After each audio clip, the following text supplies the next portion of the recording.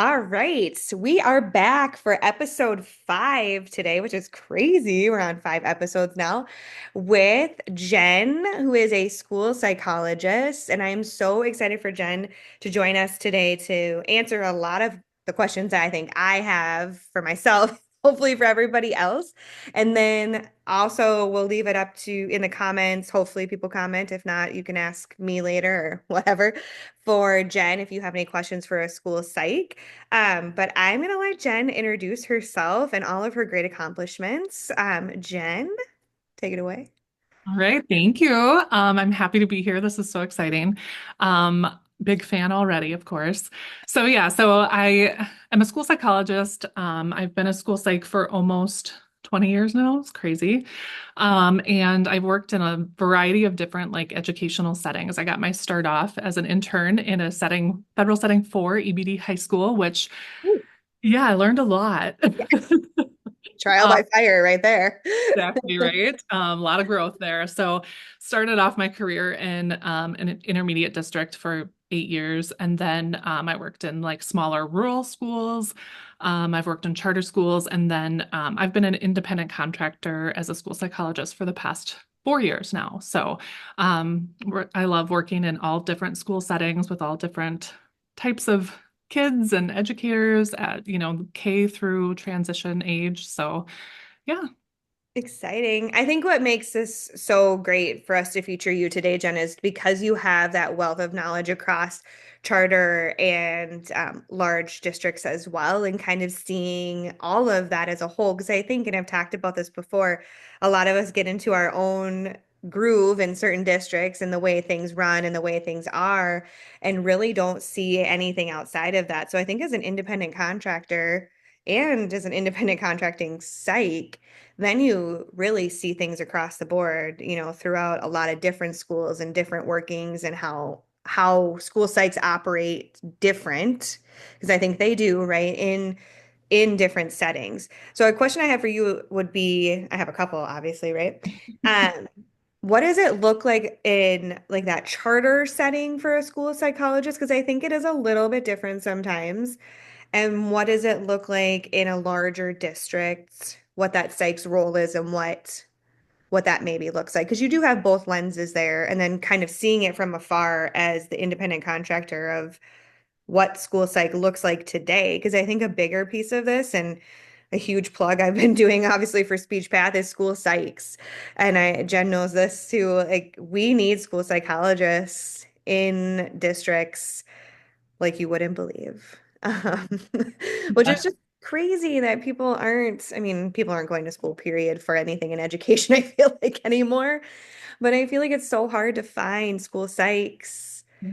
these days that are up to date on their practices, because there's another piece of that too, which we can get into later. And um, with the recent times of how things are operating and what things look like, because it is important, I'm sure, as you know, to keep up to date as a school psych on all of the practices, which I can't even imagine. Yours look a lot different than ours. But okay, I went off the rails a little bit, which is typical. Jen knows that about me. I'm like, ah. You could Um, just sit here and like talk and have like all these side conversations and go all every which way. So yeah. I know I'm trying to teach myself that, like, to stop these squirrel conversations, but I think those are the good ones too. And Yeah. it's like that's when it comes to you is just like that real talk. Okay, so let's get back to charter school psych, big district school psych, and what those differences might be. And maybe they're not different. Maybe in my head they are. So, Yeah, I think there is a difference. And I know you had like some other thoughts too that just kept like popping things into my brain that I wanted to talk about.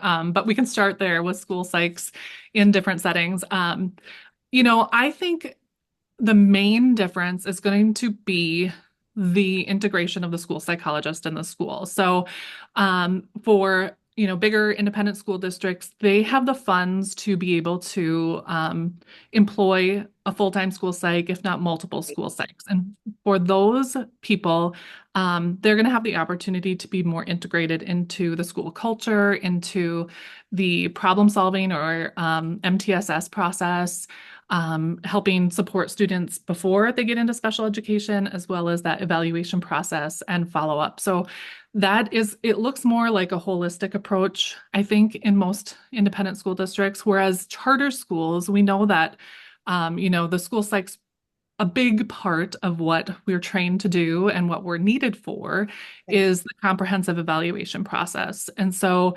that is just kind of like a non-negotiable for every school, right? So everyone needs that. But not every charter school has A, the funds to employ a full-time school psych, and B, just the need for someone else to come in with that lens as far as the MTSS process and help support those systems and system changes and stuff like that. So that for me is the primary difference, just the level of, need Right. in those two different kind of school models. That's great. I didn't even think about it. I'm glad you brought that point up of the funding piece of it because that's been a big conversation too, and a continued conversation is funding and what does that look like for our schools. And that makes total sense when you say that. Yeah, bigger districts can fund more school psychs and have one at each building, or maybe one that covers two or three buildings, whereas charters are sharing, Yeah. that And load. Yeah, and school, and it doesn't matter, independent school district or charter school, they may have grants that allow them to employ more mental health support professionals, like your school psychologists, counselors, Yeah. social workers. And so, when I worked in a bigger school district, full time, I was part of that student support team where we're helping with crisis management and we're helping with, assessing students for, when they're having difficult situations or crisis response team and things like that. So that's kind of another piece of it, the mental health piece, along with kind of the intervention, academic and behavior support too. Yeah. So, what do you see as being that outside contracted person when you're coming into some of these schools as the biggest need, right? Is it more that comprehensive evaluation and being just that school psych that does special ed evals? Or is it a little bit of both of helping with those? I don't want to say helping with the crisis situations because you're not always there, but really problem solving with the team to come up with solutions or deal with mental health. Yeah, I think it really depends on kind of as an independent contractor, what you want that Yeah. role to look like. Like I said before, like school psychologists doing assessments is kind of a non-negotiable for Yeah. schools. Like that is needed. And so for me personally, when I moved from, being a district employee to an independent contractor, I knew that was going to be something that I gave up. I gave up that part of being Mhm. on the mental health team, being part of that early intervention process, and switching more to just, educational evaluations. But in reality, when I was working in school districts, that's pretty much all I was doing anyway. I mean, it was great to sit down with the principal and say, I have all these great ideas. I want to be doing, like second step with this third grade classroom Right. and helping with, the social emotional learning and all that. That was great. But when it came down to it, what I had time for in my schedule was testing, report writing, interviews, observations. I mean, that was what I was doing anyways. And so for me, it was something I didn't really feel like I gave up a lot.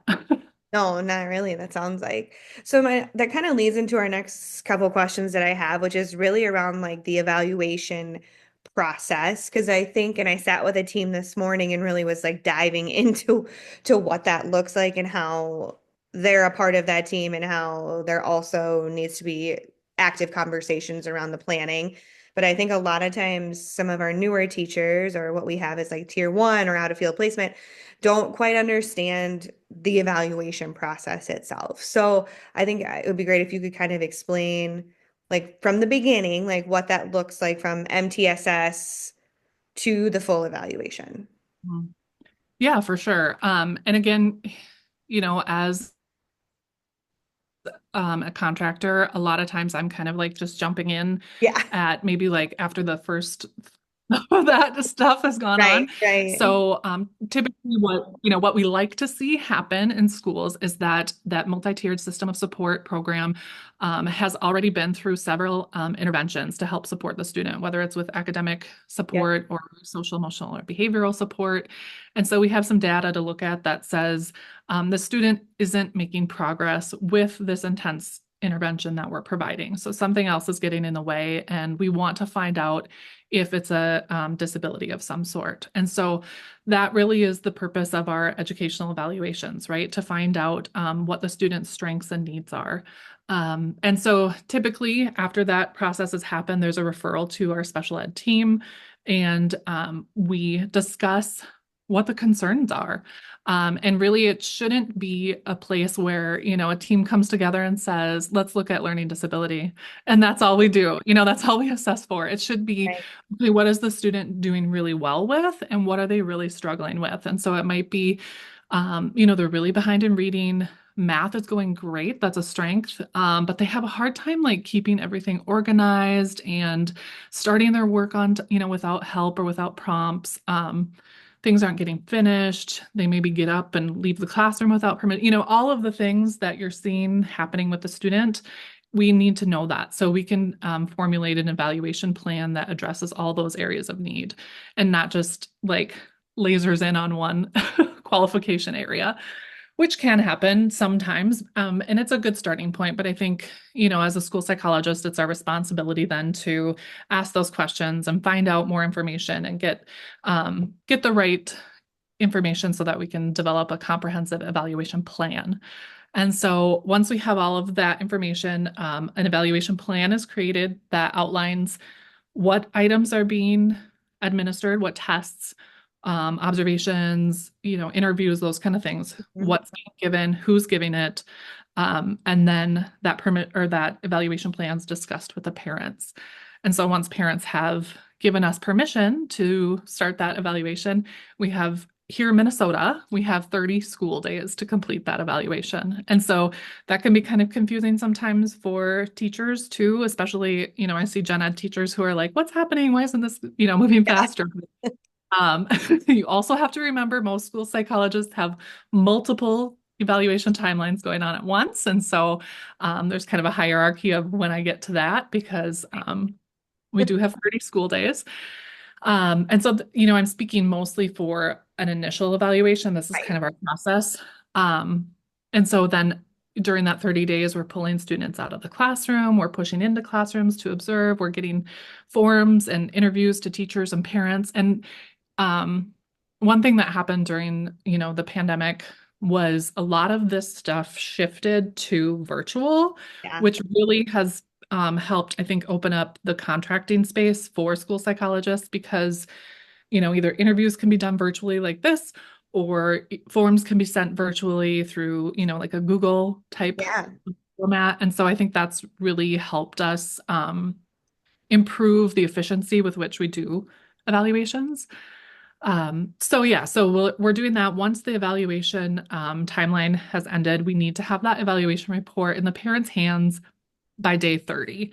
They need to be given the information that we've collected. And so some districts will choose to have an evaluation share meeting at Yeah. that time or before that goes home. Me personally, I like to give parents an opportunity to read through that evaluation report before we sit down and discuss it because it's a lot.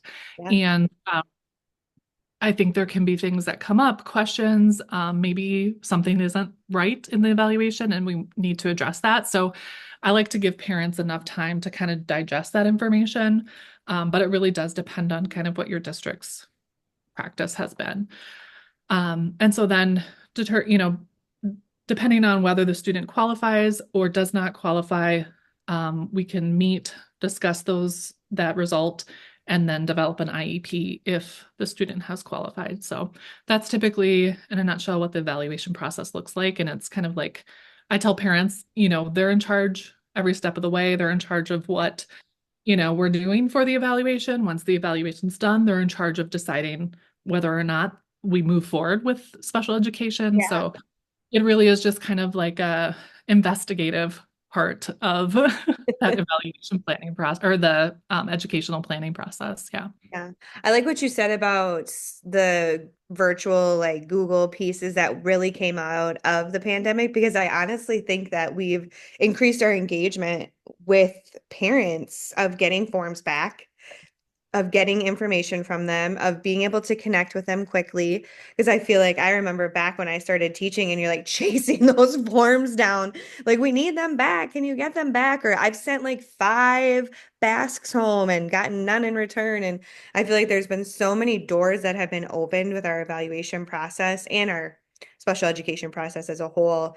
Now that we can operate virtually and that we can provide those forms digitally for families, because I think everything that I get from my own kids personally, if it's not digital, I probably won't read Yeah. it. I mean, remember when you used to get all those papers in your kid's Yes. folder and you had to like read them and sign them? And I'm like, oh my gosh, people still do that? That's crazy. Because everything is that way. Like we do cars, we do houses. I mean, you sign every piece of paper electronically now. It makes so much more sense. And I think our engagement personally has gone up. I love that you just said too about giving families some time. I actually, in the meeting I had this morning, was talking with staff about giving families time. I'm like, we can't just have these, especially these initial evaluation meetings on that day, give when we give them the paperwork because they've had no time to digest, to process, to come up with questions or Mhm. concerns or happy thoughts that maybe they have that came from the paperwork if we're giving them that same day. Now I understand it's hard, like you said, because you have an exorbitant amount of timelines that you're trying to get done and push out and follow. So it is hard sometimes, I think, to get it to the family early, but all the more reason why we should be having that meeting later, not Yeah. on that date. We just need to get that paperwork home. And I think a lot of teachers need to hear that is the paperwork just has to go home. Your meeting doesn't have to be that day. Your paperwork just needs to be in the family's hands.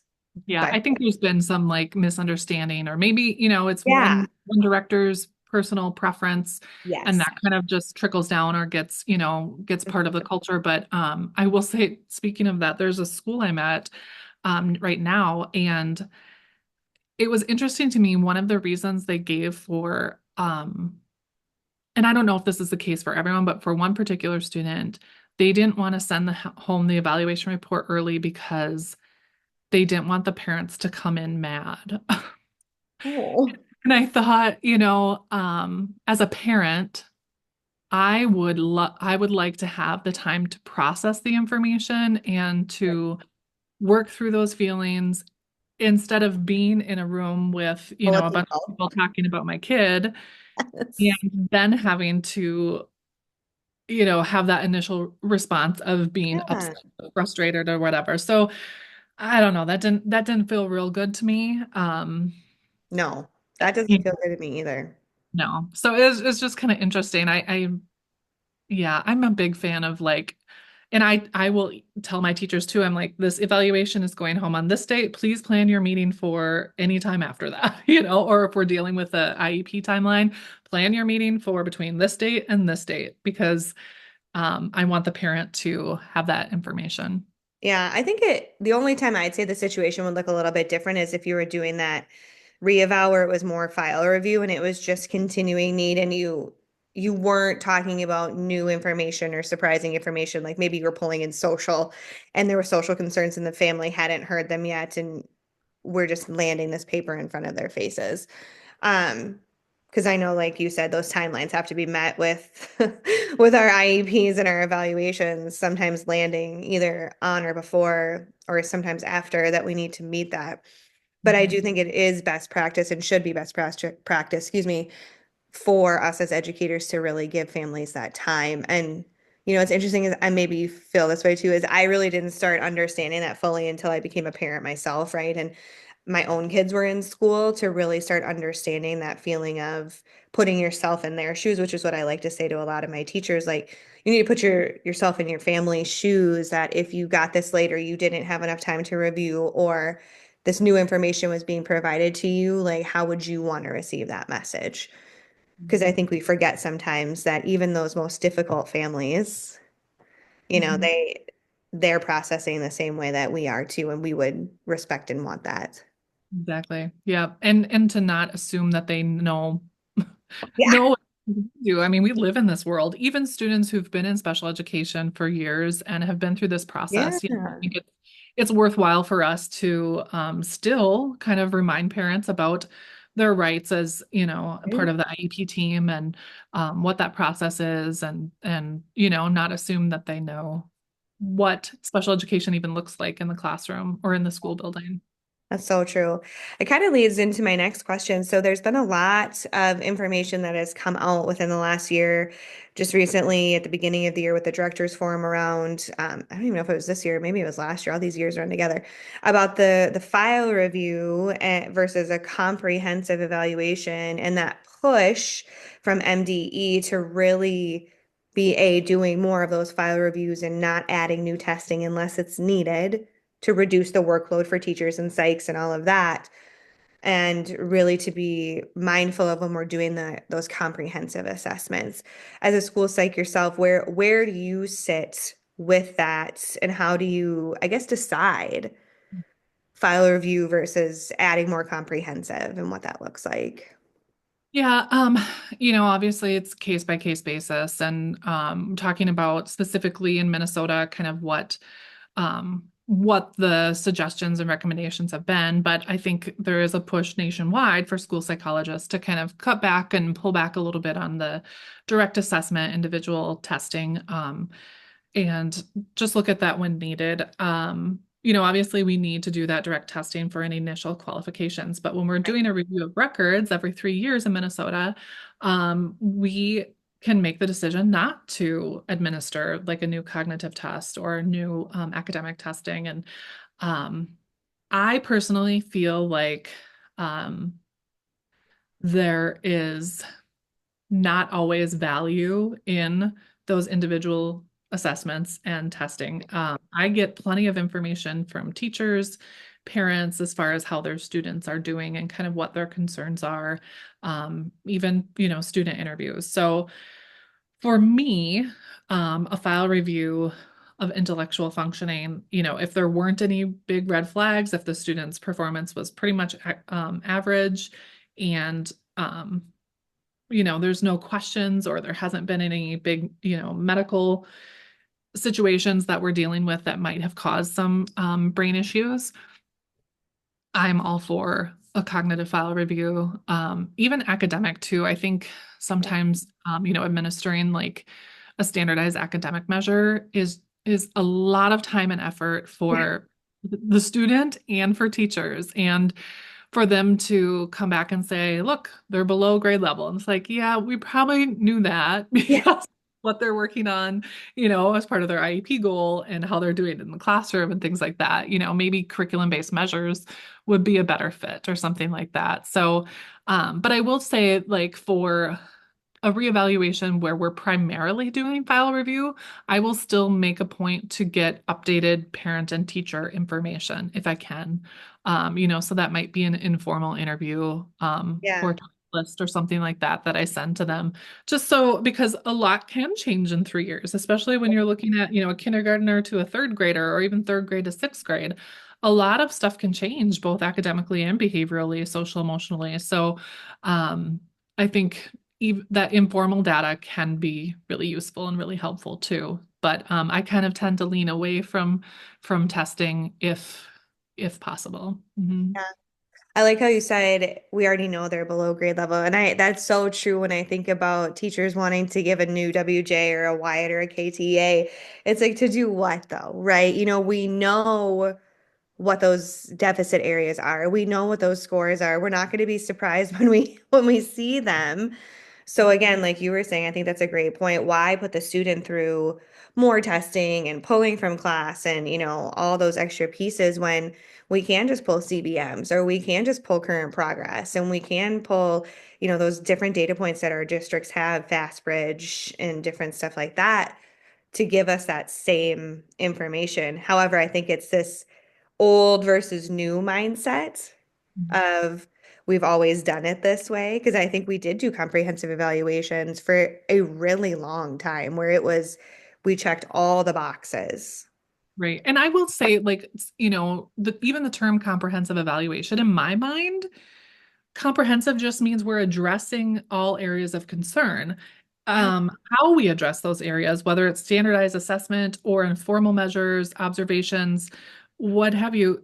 I think that can still be comprehensive. Yeah, that's a Um, great thing that I like that you said that because that is true. Like it still is comprehensive, even if you're not adding all these new testing materials in. yeah. Mhm. And I, again, with the academic achievement test, I I always cringe when I'm in a planning meeting or talking with teachers and I hear, I just want to see, I just want to know, Yes. I want to find out. And I want to be like, oh, but this kid who's all we know is already struggling academically, and to put them in a situation where now they have to go through academic activities that are hard for them already and that they struggle with and they feel bad about not being able to do. I just think about that emotional well-being of the kid and I'm like, yeah, but just to see doesn't No, it's adult serving. justify that. Yeah. Yeah, that Yeah. makes you feel warm and fuzzy inside, or maybe I don't know what it makes you feel, but again, that's interesting. I have heard that, like, but I just want to see, or a classroom teacher will say, well, just let's just check this area out, or I just want to get an updated. But you do have an updated, right? Like you should have those running records and you should be seeing them in a small group and you should be able to reflect on those. Do I think Fastbridge is always a accurate assessment of the child? Not really. Um, and I But say that, neither is one-on-one, testing. That's just one snapshot in time too. So I right. think it has to be taken as a whole, and I think we have to look at a lot of pieces of information. But like you said, I think teachers do have a lot of information already Yeah. available, and it's just being able to help support them in understanding how to use that information. Hmm. Yeah, that kind of ties into like two pieces here that I wanted to talk about. And this one I don't know if I said anything to you. So I'm gonna make Jen wing it here, but I know she knows. So Minnesota, as a lot of us know, is pushing for new SLD criteria.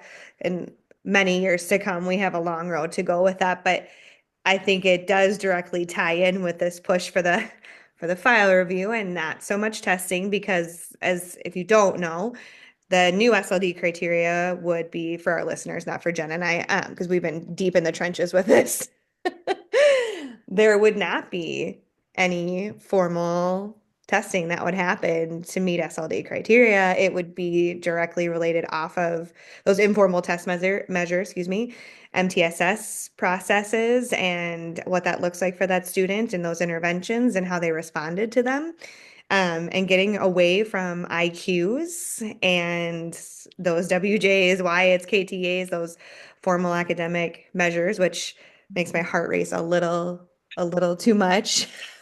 I know we like to have the number, but just give me the number and tell me Yes. what the cutoff is. I That's feel really, I better. mean, I think we're so used to get the IQ, get the academic scores, look and see, like I just, there's so much of my type A personality that's like, how Yeah. are we going to see? However, I see the big picture. Mhm. I like the direction it could be going, Mhm. but we need to get better at our MTSS process. Jen and I have had long conversations about this for another day. Yeah. Um, but do you feel like that is kind of where that push is going for this more informal and really moving Yes. away from so much formal testing to students? Yeah, I think so. I think, there's always, well, for me, there's always been a lot of question about like the usefulness and validity. Like, and it's probably not good for me to say, but of even like IQ tests, like, okay, this is one time I meet this kid. This is, are they having a good day or a bad day? Like, what's their cultural, history, background, all of that stuff. Um, and is this even useful? So I think it's good that we're moving away from that. I think it does scare me and a lot of people about Hmm. schools really needed to be solid on their MTSS and intervention processes. That is going to really, that's where we need to focus on. Mhm. Yeah, that's definitely that's another topic for us for another day. So the other part of it is, and I kind of talked to Jen about this already, was the waiving of evaluation. So we have about like 8 minutes left, which is a perfect amount of time, maybe, to really talk about this waiving evaluations. This became really popular when we were within the pandemic because we were waiving evaluations because we couldn't test in person or we were just continuing need because we saw that that student needed, services still, and we weren't able to do a lot of things, but it's kind of continued. Yeah. And where do you stand on that waiving Yeah. piece. I think it can be useful for certain students. And I think within the schools that I'm working in, I'm seeing really either schools are kind of underutilizing it or maybe they're overutilizing it a little bit. Yeah. But I think if we as a school we can come up with like certain criteria, and again, it's still individual, case by case basis, but things to look at like, is this student going to need, transition IEP? Well, then we're going to want to do a transition evaluation. Is this Yeah. student, has this student been in special education their whole career? Are they, under severely multiply impaired or a DCD or Yeah. something like that? And really, we know they need support. We know they're going to need help. There's no questions about kind of where their skills are at. Then why go through that process? I think there are right time and right place, and I think there needs to be a system and process of questions that we go through and ask, so that the team is solid and understands, like this is a good way to waive this, and it Yeah. has to be a parent decision too. And so how can we explain to parents like this is option is available to you, and for your student to evaluate. However, based on kind of what our discussion has been, we're able to plan for them without all of that additional information. So, Yeah. It is an interesting hot topic, right? Because I think sometimes we, like you said, some districts are overusing it and we're just waiving because A, we have too many evals to do, or like you said, there have been in services for a long time, which I do agree with, but I think if there's any concerns that come from your team or from anyone, that's when we should obviously pull the trigger and do the evaluation. But like we've talked about previously, if you're file reviewing, your process should be shorter than your normal, I don't want to say comprehensive because I like that you said it's still comprehensive because it is. yeah, Uh, we need to find a new word for that. No. Doesn't, like with all this extra testing or, all these new forms that does take that full 30 school days. Not to say the file review doesn't either, but it is a lot easier for our teams to get those file reviews done in a Mhm. more appropriate manner than, if we have to set up testing and we have to get the time and we have to make sure that, the site can come in and do all of those pieces and that the students schedule. So I think I'm interested to see where MDE lands with it and if they let us continue to do that, because I think there is some weird pieces going on, and we'll Yeah, see once compliance and monitoring starts fully this year. I know. It'll be interesting. And like, everything in special education is shades of gray, even It is. though, us type A people like things black and white. Yes. So who knows, who knows what will happen. I think as long as we're working in the best interest of the student and doing what's right for them, Yeah. I think we're pretty safe that way. Right. I think another big piece, and I want to push this just from my own personal, is that just really talking to your school psychologist and really working closely with them. When Jen and I were working together previously, we did have a lot of conversations about students and questions around them and really problem solve together. And I think sometimes we get away from that because we are all so busy, but I think there is so much value in having those conversations with your school psych and really diving into the data with them because there's so much that you guys bring to the table and so much information that you can share and help teachers really understand. Um, that I like to push that with people a lot because a lot of times they hear, well, I don't know, that's just what they said and that's what I'm gonna do. And I'm like, did you guys talk? Did you have conversations? Did you ask for feedback? And they're like, huh? I'm like, this is crazy. Like, for Not me, scary. We're like, yeah, come with no. us. I think it's some of the best conversations, right? Because your lens and the way you see the data is totally different than mine. And I love that. I love having those open conversations with someone else who has a different perspective than me because I think sometimes we get set in like this is what the student needs and this is the only thing, and I feel like a lot of times school psychs can come in and say, "But hey, I noticed these things. What do you think about that?" And I just want to encourage all teachers. Please, please, no, just continue to have those conversations with your psychs.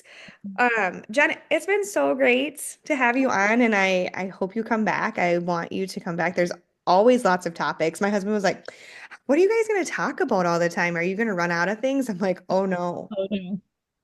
We will never run out of things to talk Don't you know how interesting due process is? My goodness, we could talk about it for hours. about it for hours for sure.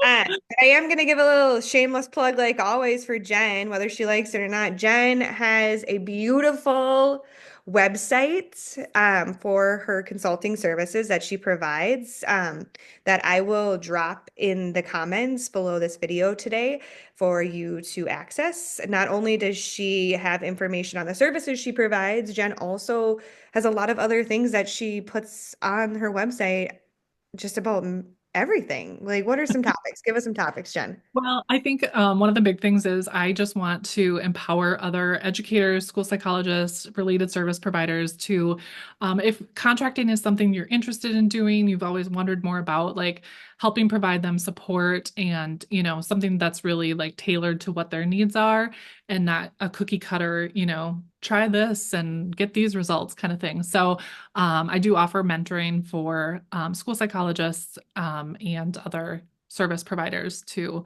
start their own business and work as an independent contractor. So I think that freedom and autonomy in our job is so important, and it's really given me like a new appreciation for what I do and love of what I'm doing. And so I'm just really grateful for that.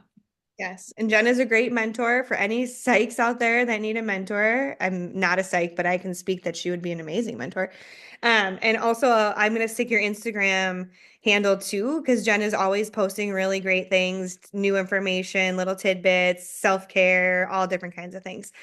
So give her a follow. She also posts really great, like Amazon finds. And I'm going to plug her for that because, because I love clicking her Nothing. links to see what she's got going on. So we all need that as educators, a little release another way as well. So yeah, so I will link all of that. But thank you so much, Jen, for coming today. And until next time. Sounds good. Thank you. All right, thanks.